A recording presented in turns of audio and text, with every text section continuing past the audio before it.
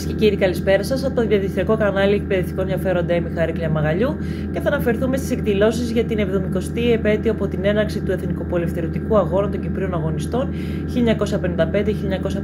1955-1959. Στο πλαίσιο του εορτασμού των 70 χρόνων από την έναρξη του Εθνικοπολευθερωτικού Αγώνα των Κυπρίων Αγωνιστών 1955-1959 και την αποτείναξη του Βρετανικού αποικιοκρατικού ζυγού και τον καθορισμό της 1ης Απριλίου ως Εθνική Επετείου της Κυπριακής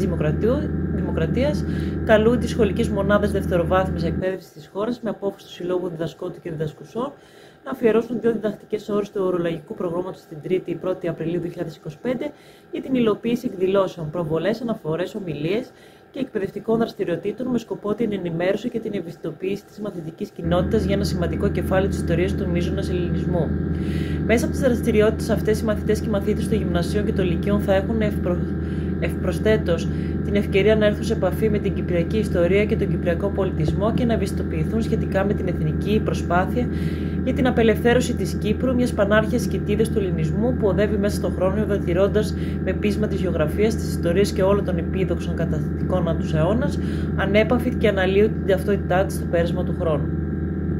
Κυρίες και κύριοι, εδώ το δελτίο μας έφτασε στο τέλος του. Εγγραφείτε στο κανάλι μας και στηρίξτε τη λογική μας προσπάθεια για έγκυρη ενημέρωση. Όσοι και όσοι εκτιμούν την προσπάθειά μας μπορούν να εκφράσουν τη στήριξή τους ως συνάδελφοι